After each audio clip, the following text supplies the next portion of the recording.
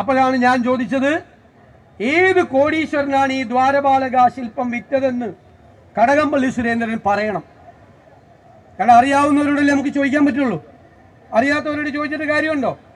അതിനാണ് അദ്ദേഹം 2 കോടി രൂപയ്ക്ക് എനിക്ക് വക്കീൽ നോട്ടീസ് അയച്ചത്, നഷ്ടപരിഹാരം, മാനം പോയി. അപ്പം ഞാൻ അതിന് മറുപടി കൊടുത്തു, ഞാൻ അതിൽ ഉറച്ചു നിൽക്കുന്നു എന്ന് പറഞ്ഞു, എൻ്റെ കയ്യിൽ തെളിവുകളുണ്ടെന്ന് പറഞ്ഞു. അപ്പം അദ്ദേഹം കോടതിയിൽ ഒരു കേസ് ഫയൽ ചെയ്തു. പക്ഷെ അപ്പം മാനം 2 കോടിയിൽ നിന്ന് 10 ലക്ഷമായി കുറഞ്ഞു. അപ്പം 10 ലക്ഷത്തിനെ മാനനഷ്ട കേസുള്ളൂ. കോടതിയിൽ അത് ഫൈറ്റ് ചെയ്യാണ് ആ കേസ്.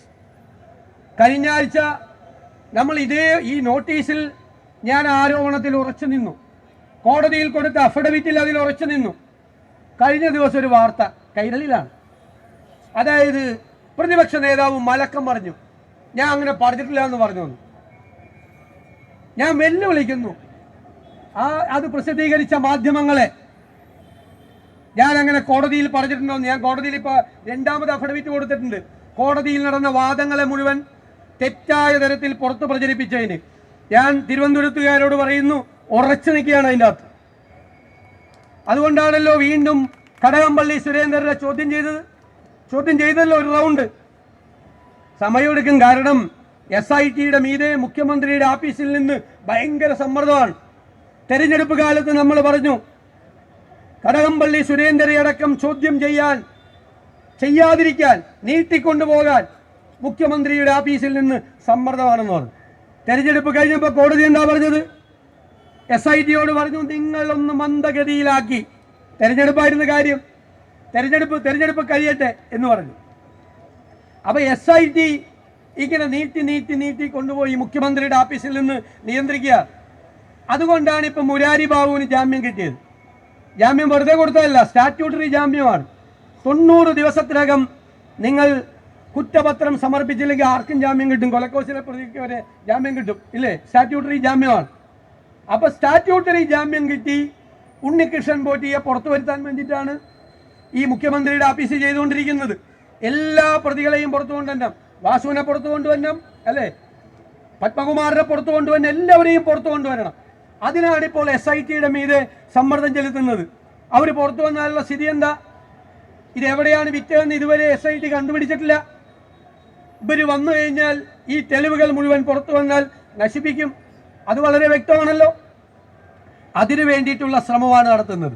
ഞങ്ങളെ അത്ഭുതപ്പെടുത്തിയത് എന്താ? ഇവിടെ KPCC പ്രസിഡന്റ് പറഞ്ഞു, 3 പ്രധാനപ്പെട്ട CPM നേതാക്കന്മാർ ജയിലിലാണ്. എന്തിനാ? തേങ്ങ മോഷ്ടിച്ചതിനല്ല, ശബരിമല ധർമ്മശാസ്താവിന്റെ സ്വർണം മോഷ്ടിച്ചതിന് ഒരു നടപടി എടുത്തിട്ടില്ല, ഒരു നടപടി, അച്ചടക്ക നടപടി CPM. അപ്പൊ CPM സപ്പോർട്ട് ചെയ്യാണോ ഈ പ്രതികളെ? അതാണ് ഞങ്ങളുടെ ചോദ്യം. CPM അവരെ പിന്തുണയ്ക്കുകയാണോ? CPMന് പേടിയാണ് അവരെ. അവർക്കെതിരായി നടപടിയെടുത്താൽ അവർ ഇനിയും ക്യൂവിൽ നിൽക്കുന്ന പല CPM നേതാക്കന്മാരുടെയും പേര് പറയും. ഇത് തീർന്നിട്ടില്ല, ക്യൂ തീർന്നിട്ടില്ല. ഒരുപാട് പേര് കൂടി ആ ജയിലിൽ എത്തിച്ചേരാനുണ്ട്. CPM നേതാക്കന്മാർ ഗൂഢാലോചന നടത്തിയിട്ടാണ് അയ്യപ്പന്റെ സ്വർണം കവർന്നത്. ഇനി കോടതി പറഞ്ഞൊരു വിവരം കൂടി പറഞ്ഞിട്ട് ഞാൻ അവസാനിപ്പിക്കാം. കോടതി പറഞ്ഞു, ഇത് ഇവർക്കെല്ലാം അറിയാമായിരുന്നു ഈ സ്വർണം മോഷ്ടിച്ച കാര്യം. നമുക്കാർക്കും അറിയില്ല, മാധ്യമങ്ങൾക്കറിയില്ല, ഇവർക്കറിയാമായിരുന്നു. പക്ഷേ പിന്നെ ആരും പുറത്തറിഞ്ഞില്ല. ഞാൻ ഇന്നാളൊരു ചോദ്യം ചോദിച്ചു ഇവിടെ വെച്ച്. ഒരു കള്ളൻ ഒരു വീട്ടിൽ കയറി മോഷ്ടിച്ചു ഒരു 50 പവൻ സ്വർണം. പോലീസ് വന്നു, അന്വേഷണം നടത്തി, ബഹളമാണ്, ആൾക്കൂട്ടമൊക്കെ കൂടി. ആൾക്കൂട്ടത്തിൻ്റെ ഇടയിലും കാണും കള്ളൻ. അവനിങ്ങനെ കഷ്ടമായി പോയി, ഈ 50 പവന്റെ സ്വർണം പോയതെന്ന് പറഞ്ഞ് കള്ളൻ ഈ കൂട്ടത്തിൽ നിന്ന് കമന്റ് അടിക്കുന്നോ. കുറെ നാൾ കഴിയുമ്പോൾ പോലീസിന്റെ അന്വേഷണം വേറെ വഴിക്ക് പോയി, ആളെ കിട്ടുന്നില്ല. അപ്പൊ നമ്മുടെ കള്ളൻ എന്ത് ചെയ്യും? വീണ്ടും കക്കും, അടുത്ത വീട്ടിൽ കയറും, ഉറപ്പല്ലേ? അത് തന്നെയാണ് ശബരിമലയിൽ സംഭവിച്ചത്. 2019 നടന്ന ഈ മോഷണം പുറത്താരും അറിഞ്ഞില്ല എന്ന് കണ്ടപ്പോൾ 2024 ദേവസ്വം ബോർഡ് പ്രസിഡന്റ് പ്രശാന്തിനും കൂട്ടർക്കും ഒരു ഭൂതി, ഒന്നും കൂടി സ്വർണം പൂശണം. അപ്പോൾ അവിടുത്തെ ഒരു ദേവസ്വം കമ്മീഷൻ എഴുതി വെച്ചു, ദേവസ്വം മാനുവൽ അനുസരിച്ച് പുറത്തേക്ക് കൊണ്ടുപോകാൻ പാടില്ല. അപ്പൊ ദേവസ്വം ബോർഡ് പ്രസിഡന്റിന്റെ കത്താണ്, ഉറപ്പായി പുറത്തേക്ക് കൊണ്ടുപോകണം, അത് ഉണ്ണികൃഷ്ണൻ പോറ്റിക്കേ കൊടുക്കും. വാശി. ഈ വാസവൻ അറിയാതെ രണ്ടാമത് 2024 ഇത് വീണ്ടും പൂശാൻ വേണ്ടി കൊണ്ടുപോവോ? കാരണം പൊളിറ്റിക്കൽ അപ്പോയിൻമെന്റ് ആണ്. പ്രശാന്തിൻ്റെത് പൊളിറ്റിക്കൽ അപ്പോയിൻമെന്റ് ആണ്. ദേവസ്വം മന്ത്രി അറിയാതെ ശബരിമലയിൽ ഒന്നും നടക്കില്ല. കടകംപള്ളി അറിയാതെ 2019 നടക്കില്ല. വാസവൻ അറിയാതെ 2024 നടക്കില്ല. അല്ല, ഇത്രയും പ്രധാനപ്പെട്ട തീരുമാനങ്ങളൊന്നും ദേവസ്വം മന്ത്രി അറിയിക്കാതെ പൊളിറ്റിക്കൽ അപ്പോയിൻമെന്റ് ആയ ദേവസ്വം ബോർഡ് പ്രസിഡന്റും ഭരണസമിതി അംഗങ്ങളും നടത്തില്ല. കോടതി പറഞ്ഞിരിക്കുന്നത് എന്താണെന്നറിയാമോ? 2024 ചെയ്തതിനെ പറ്റി ഫോൾസ് അർജൻസി, ഫോൾസ് തെറ്റായ വ്യാജമായ ഫോൾസ് എന്നാണ് ആ വാക്ക് എഴുതിയിരിക്കുന്നത്. തെറ്റായ ഒരു അർജൻസി ഉണ്ടാക്കി, ഒരു പെട്ടെന്നൊരു അത്യാവശ്യം പെട്ടെന്ന് ഉണ്ടാക്കുകയാണ്. ഇപ്പൊ സ്വർണം പൂശണമെന്ന് വീണ്ടും തെറ്റായ രീതിയിൽ രേഖകൾ ഉണ്ടാക്കുകയാണ്. കോടതി പറഞ്ഞാണ് ഫോൾസ് അർജൻസി, കോടതി ഉപയോഗിച്ച വാക്കാണ്. അതായത് വെറുതെ വ്യാജമായി ഉണ്ടാക്കുന്ന ഒരു തിരക്ക്, ഇപ്പൊ തന്നെ സ്വർണം പൂശിയേ പറ്റുള്ളൂ, ഒന്നും കൂടി അടിച്ചു മാറ്റാനാണ് ഈ വ്യാജനായി ഉണ്ടാക്കി വച്ചിരിക്കുന്ന ദ്വാരപാലക ശില്പം. ഒന്ന് പണ്ട് ഏതോ കോടീശ്വരനെ പറ്റിച്ചാണ്. കാരണം കോടീശ്വരനെ അറിയാൻ പാടില്ല ഇത് മോഷ്ടിച്ച മുതലാണെന്ന്. എന്തായിരിക്കും കോടീശ്വരനോട് പറഞ്ഞു കാണുക? ഇത് അയ്യപ്പന്റെ ദ്വാരപാലക ശില്പമാണ്, ഇത് മാറ്റാൻ പോകുന്നു, പഴയതൊരു ഭക്തന് കൊടുക്കണമെന്നാണ് പറഞ്ഞിരിക്കുന്നത്. 100 കണക്കിന് ഭക്തന്മാര് കോടികളുമായി ഇങ്ങനെ കാത്തു നിൽക്കുകയാണ്. പക്ഷെ അങ്ങേക്ക് ഞങ്ങൾ ഇത് തരാം, കാരണം ഇത് വീട്ടിൽ വെച്ചാൽ പിന്നെ ശനിയുടെ അപഹാരം ഉണ്ടാവില്ല. പാവം ഏതോ കോടീശ്വരനെ പറ്റിച്ചിട്ടാണ് ആദ്യത്തെ സാധനം വിറ്റത്, കോടികൾ മേടിച്ചിട്ട്. അപ്പൊ രണ്ടാമത് വച്ചിരിക്കുന്ന വ്യാജനാണ്. അപ്പൊ ഈ പ്രശാന്തും വാസവനും കൂടി ചെയ്ത പണിയാ. ആദ്യത്തത് ഒറിജിനലായിരുന്നു ദ്വാരപാലക ശില്പം, അത് വിൽക്കാൻ വേണ്ടി വ്യാജനായി ഉണ്ടാക്കി വെച്ചിരിക്കുന്ന സാധനം വീണ്ടും എടുത്തിട്ട് വിൽക്കാനുള്ള പണിയായിരുന്നു. ആലോചിച്ച് നോക്കിയേ. അയ്യപ്പന് മനസ്സിലായി, ഞാൻ നേരത്തെ പറഞ്ഞതുപോലെ ഈ പോക്ക് പോയാൽ അയ്യപ്പന്റെ തങ്ക വിഗ്രഹം കൂടി ഇവന്മാരെ അടിച്ചു മാറ്റുമെന്ന് കണ്ടപ്പോഴാണ് അയ്യപ്പനെ ആക്ട് ചെയ്താണെന്നാണ് ഞാൻ പറയുന്നത്. ഞങ്ങളെല്ലാം അയ്യപ്പ ഭക്തന്മാരാണ്, അയ്യപ്പനെ ആക്ട് ചെയ്താണ്. അങ്ങനെയാണ് കോടതി ഇതെല്ലാം പുറത്തു കൊണ്ടുവരുന്നത്. ഞാൻ ഈ പറഞ്ഞ വാചകത്തിൽ എല്ലാ വാചകവും കോടതി പറഞ്ഞിട്ടുള്ളതാണ്, അന്വേഷണത്തിൽ പറഞ്ഞിട്ടുള്ളതാണ്. ഇപ്പൊ പറഞ്ഞല്ലോ സുപ്രീം കോടതി ചെന്ന് ജാമ്യത്തിൽ, സുപ്രീം കോടതി എന്താ പറഞ്ഞത്? അയ്യപ്പന്റെ സ്വർണം കട്ടിട്ട് ജാമ്യത്തിൽ വന്നിരിക്കുന്ന പോകാൻ പറഞ്ഞു. അപ്പൊ ഹൈക്കോടതി ജാമ്യം കൊടുത്തില്ല, സുപ്രീം കോടതി ജാമ്യം കൊടുത്തില്ല. അപ്പോഴാണ് ഇവർക്ക് ജാമ്യം കിട്ടാനുള്ള വഴി ഈ മുഖ്യമന്ത്രിയുടെ ഓഫീസിലെ ബുദ്ധിമാന്മാര് തീരുമാനിച്ചത്.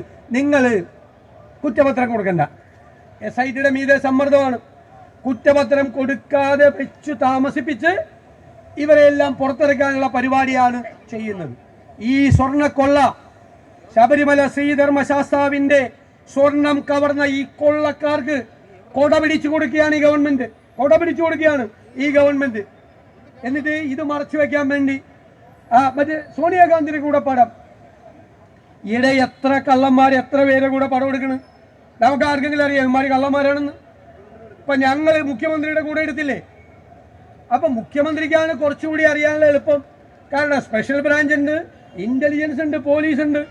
പിണറായി വിജയന് മനസ്സിലായില്ലല്ലോ ഇയാൾ കള്ളനാണെന്ന് കൂടെ നിന്ന് പടം എടുത്തപ്പോ. അപ്പൊ സോണിയാഗാന്ധിക്ക് എങ്ങനെ മനസ്സിലാവണം? ആരെങ്കിലും അപ്പോയിന്റ്മെന്റ് എടുത്ത് ചെന്നാൽ അവരെ കാണാം, അവരെ കാണാൻ ഒരു ബുദ്ധിമുട്ടുമില്ല ആർക്കും, അവരെ കാണാം. അപ്പൊ മന്ത്രി ശിവൻകുട്ടി നിയമസഭയിൽ പറയുകയാണ് സോണിയാഗാന്ധിയുടെ വീട് റെയ്ഡ് ചെയ്യണം, സ്വർണം അവിടെയുണ്ട്. ഇത്രയും വിവരദോഷികളെ ഉൾക്കൊള്ളിച്ചിട്ടുള്ള ഒരു മന്ത്രിസഭ ഈ കേരളത്തിന്റെ ചരിത്രത്തിലില്ല.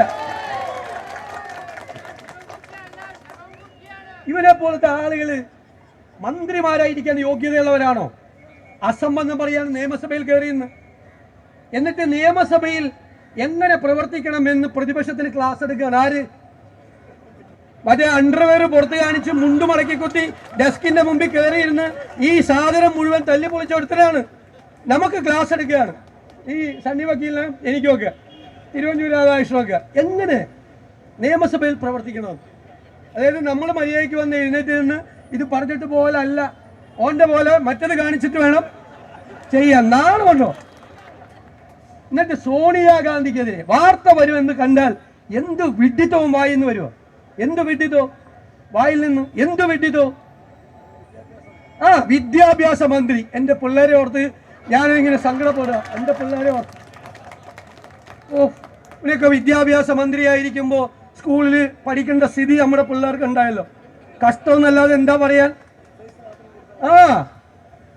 എക്സസൈസ് കൊടുത്താൽ നമുക്ക് ബോധമില്ലാതെ പറഞ്ഞെന്ന് വിചാരിക്കരുത്.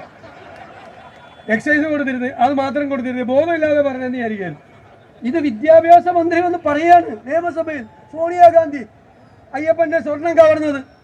ഞാൻ എൻ്റെ നാവിൽ വരുന്നുണ്ട്. സാധാരണ ഇത്രയും മോശമായിട്ട് പറയാറുണ്ട്. സഹിക്കാൻ പറ്റാണ്ട് സഹിക്കാൻ പറ്റാണ്ട് എന്തും പറയാന്ന്. ഇത് മന്ത്രിമാരെല്ലാം ഇത് തന്നെയാണ്.